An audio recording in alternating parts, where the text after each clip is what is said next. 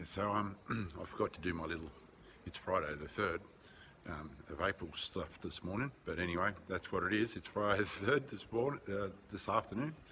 I've done a few little short videos. I haven't really got much to say today, but I found out some interesting information, and yeah, I've been out sort of trying to kill time. I went and borrowed a few plants out of the local park and put them in our garden here, make it look a bit nicer for the locals, and went with one of my friends who had coronavirus and dragged her out to the park for the arvo, which was cool. Oh my god, I haven't got a mask on. Hang on, I've got one in my pocket. So I've been reading some very interesting information that I received from a friend online, and I've also been reading similar information in China on their sites here about the strain of the coronavirus, segregating into 3 different strains, and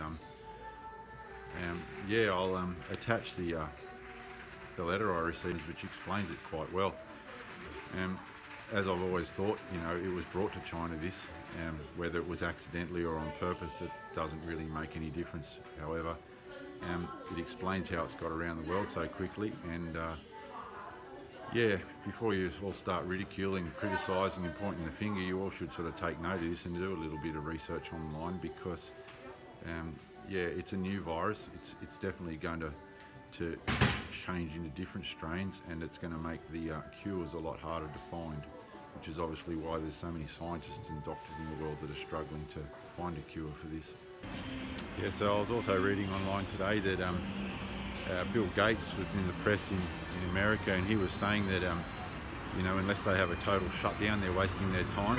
It's just going to keep spreading through their society, and there's no good having partial shutdowns here and there, and people doing what they like, because it's only going to spread further and wider, and until you take immediate action and shut everything down for a few months, nobody's going to get on top of it. So yeah, he's donated quite a few $1 million in January and again in February to try and fight this in America, and he's very concerned, and he's a smart man.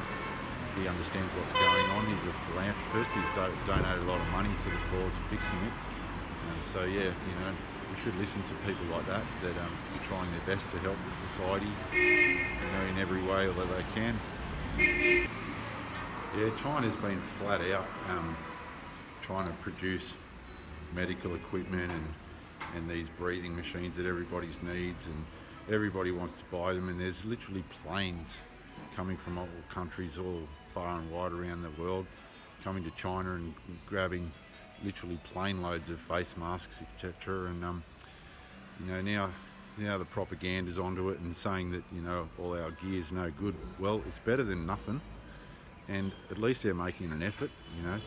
It's not China's fault that countries have been relying on their productivity, and that people can't make this sort of product in their own countries, especially when there's a high demand for it.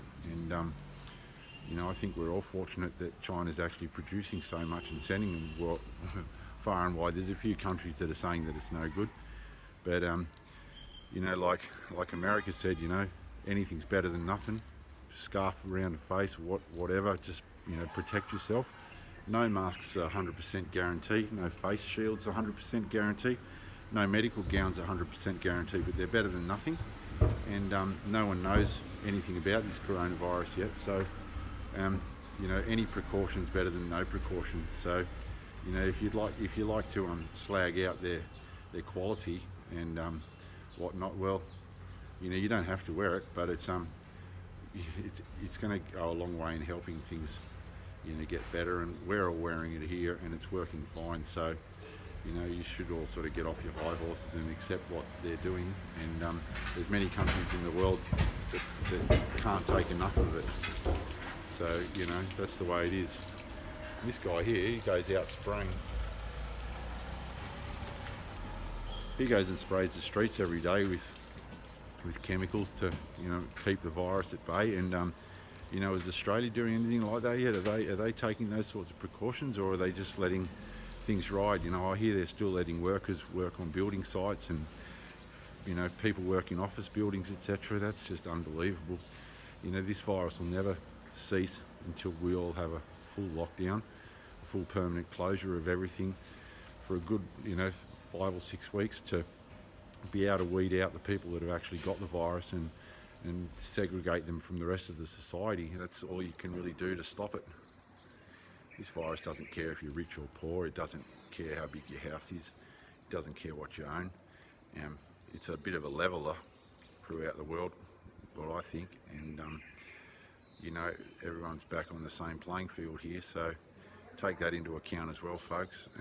Greed's not going to make it any better, and unfortunately that's the way nature works. So yeah, look, a lot of people are pointing the finger at China and saying that it started here, but there is absolutely no proof. Nobody has proved that. No scientist or doctors proved that it started here. China was the first to report it and come through and tell the world about it. However, there is another country that have an awful lot of cases. This particular country won't even tell the world when their recorded first case was. However, it's right through their country, and they sort of repressed the information for a long time. So yeah, I mean, until it's proven, I think we should just get on with it, sort it out, and worry about that later. Until then, no one's going to find out. Normal people like us aren't going to find out. It's interesting that the countries that are most racist against the Asians at the moment are the countries that acted the slowest to try and do anything about this. And now that the public in those countries are pointing the finger at Asians, well, the fact is that their countries and their governments should have reacted a bit more quickly to curb this. It's not the public's fault. It doesn't matter which country they come from. They didn't start the virus. So, it's just something that, we've all got to get used of. And the virus definitely isn't racist. So it's got no borders. It's got no boundaries. And until we all realise that, we're all in the same boat. And there's many countries that are jealous that China curbed this so quickly and got onto it. Well, they reacted very, very quickly. They told the world very quickly about it, as opposed to a lot of other countries that did nothing, sat back for months and months and watched what happened. They could have acted just as quickly as China and there wouldn't be a problem. But that's the world, and that's how it's gone, and it's unfortunate, but that's the basic real story. And until it's proven where it's come from, I think we should get over that and just concentrate on getting well. I don't want to gabble on with shit, so enjoy your afternoon or your night or your morning, wherever you might be, and keep yourselves as healthy as you can and as protected as you can, and stay positive as you can. Find something to do, make the most of this time that we've all got to sort of sit back and reflect on things, what's going on in the world. Yeah.